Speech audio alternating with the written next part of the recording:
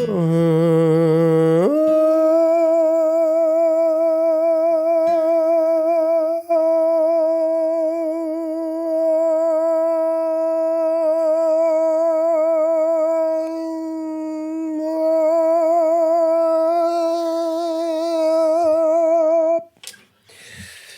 there, it's Calder from Singing Matters again. What am I doing for you today? I don't know. I just had a student who was singing something musical theatre where it required an octave leap.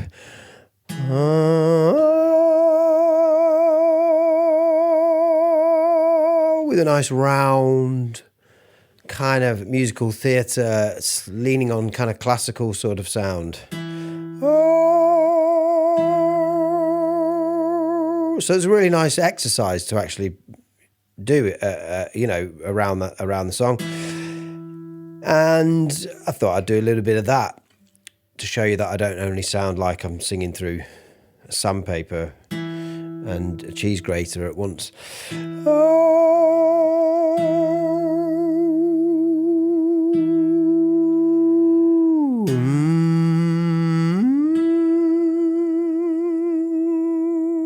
And I've done this a few times with students recently where trying to get them to understand containing the sound within.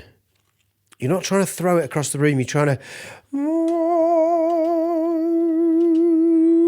resonate. You're trying to resonate your body. You're trying to resonate your body, trying to make the sound vibrate inside you, ideally resonating perfectly, not trying to blast it out. There's a real nice feeling you get from that.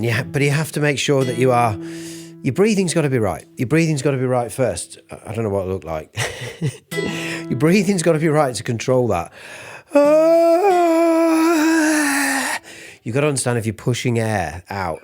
Try and use this as an exercise. See if you can do the octave leap just to get the octave in your voice as well. But it lands on a bridgy note, so it's really difficult if we do it on the E like that for guys. Not massively low, but sort of down in your chest. But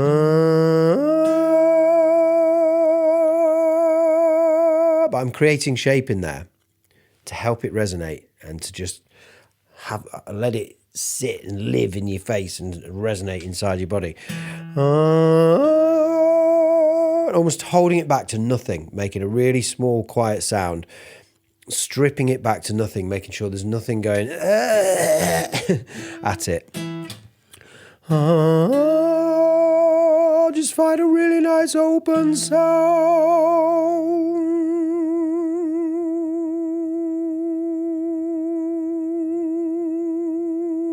Turn it into a hum and feel that lovely heady sort of, placement in your voice. It's a really good way of exercising to get loosened up before you maybe do stronger stuff, beltier stuff, mixier stuff. Find your find your head voice like that. Find that lovely falsetto. Find that really open feeling. Create the right environment in your vocal tract to help you when you do turn to different types of stuff that you maybe sing. If this isn't, this isn't your style, fine. Learning how to use the voice in all those different ways should be every singer's style, if you like, in terms of their practice. So,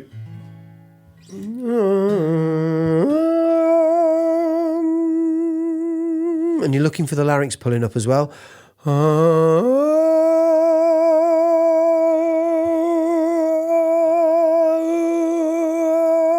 A bit too low there. Just watch out for as you climb up, one of the problems that you'll have is just straight away that'll pull up, tighten up, everything will squeeze. So we're trying to create that lovely open sound, and even though it's not stylistically what you want to sound like, you want to do it anyway because you can tell how loose and open it feels compared to the tight and squeeze that you usually get.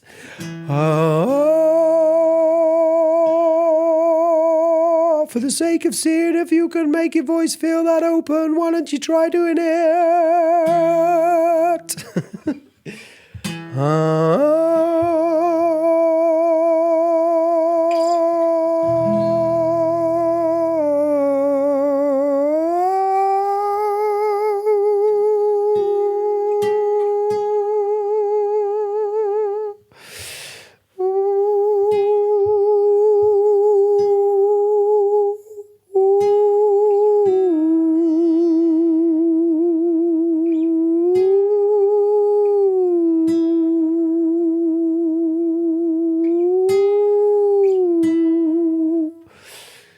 was just jumping up to the G sharp there as well. I had to place it, I had to sort of find it first, because it's not, again, stylistically how I would normally approach that note. But I don't only sound like sandpaper. I think it's worth, I thought it was worth doing a video to sort of sound a bit different to usual. I might do some sort of really nice falsetto-y, heady type exercises to get myself in the right place. I might do some lip trills as well, but I often say to people, let's just get your falsetto going first before we try and find that mix.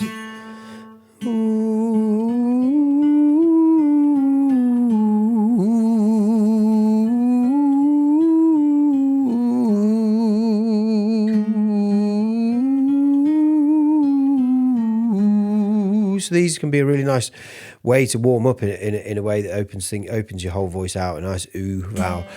Ooh. So just sort of feel your way through that. It's kind of too low now. We're in a falsetto kind of setup. Really, you don't want to sing that low in that falsetto, but we're using it as an exercise to open up and get rid of strain.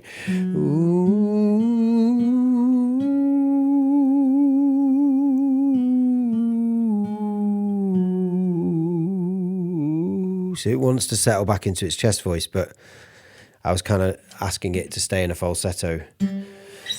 Ooh, if you're a baritone, you might find yourself really breaking there on that D. Ooh.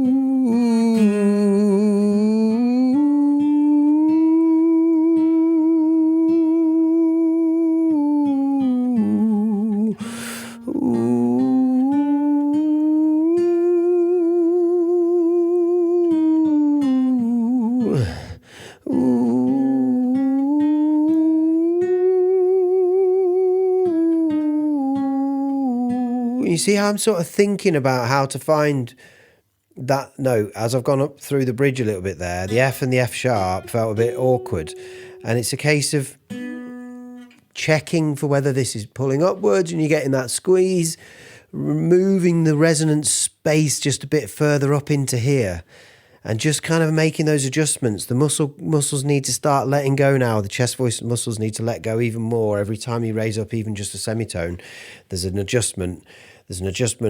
Less pressure is required, less air force is required. I'm making that feel quite smooth, even though I could tell I was finding it. It's quite smooth. But I'm used to making all those adjustments at once. There's a range of things having to happen to make sure we keep the voice in that optimum sort of setup, and that technique stays good. It's different technique almost required. Different things need to happen just to raise up a semitone when you're in that kind of range, because each note is different in that part of your voice. It's all a balancing act, and there's a lot of change in that one little area. As you'll see on my other video, the mixed voice or the bridge is a rocky old road, or whatever I called it, the rocky old road. Ooh.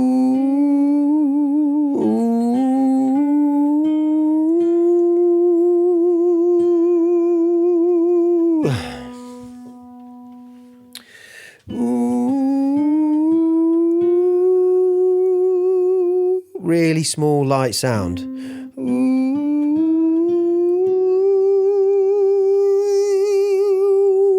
there's a sense of letting that go back there.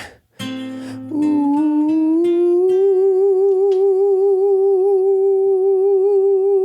it's so light. Ooh.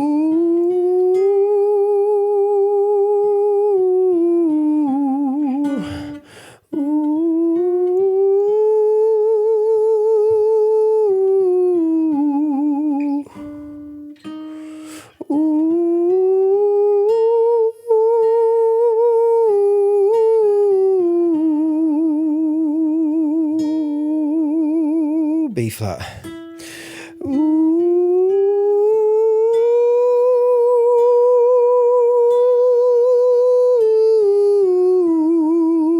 goes up into another little place there for those top notes. Ooh.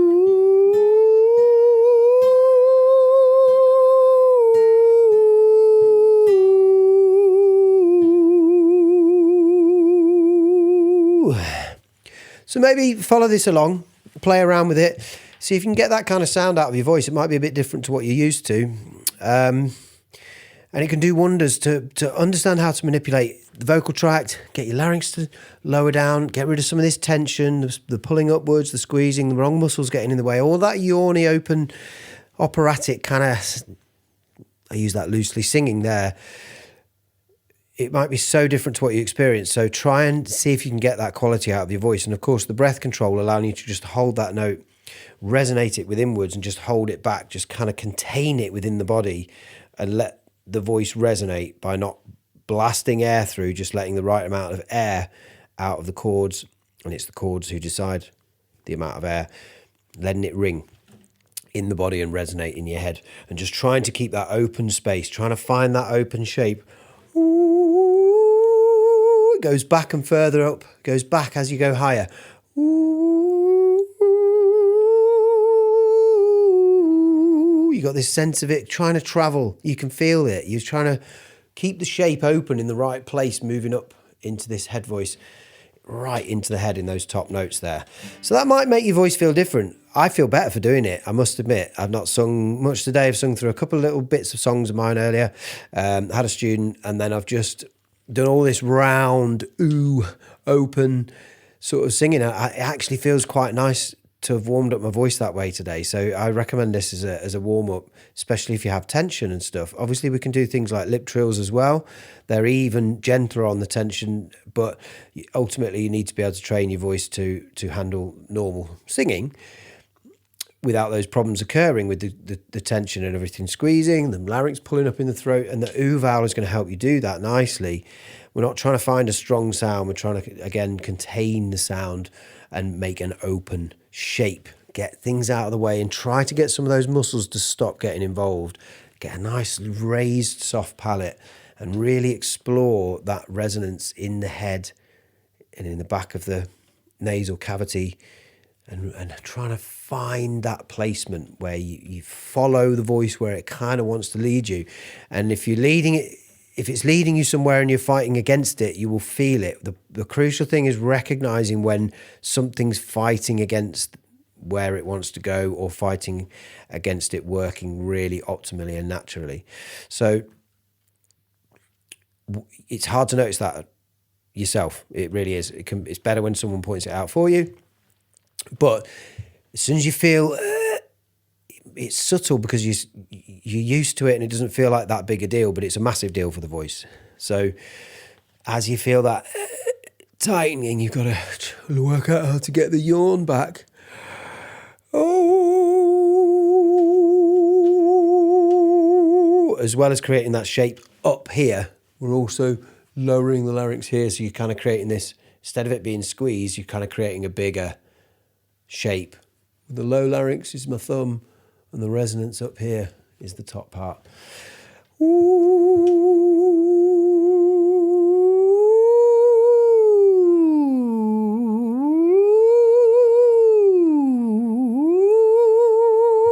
and play around with that feeling and what you get. Okay, I'll say this, what I always say, this is probably a short video, 3.5 hours. I hope you're enjoying the content still. I try to keep it going. I'm available, of course. Please join me on Patreon if you want to get some feedback on video clips and whatever you're practicing and working on at the moment. It's been helping people to just send little videos and I'll bang some feedback across. I'll tell you on a video what I can see happening, try and get you to spot some things and make little improvements on your way without having normal proper lessons. So that's been a great thing for people. Please join me on there and support this channel if you are a fan of my content so far and you are keeping me going. So thank you very much and I'll see you on the next one.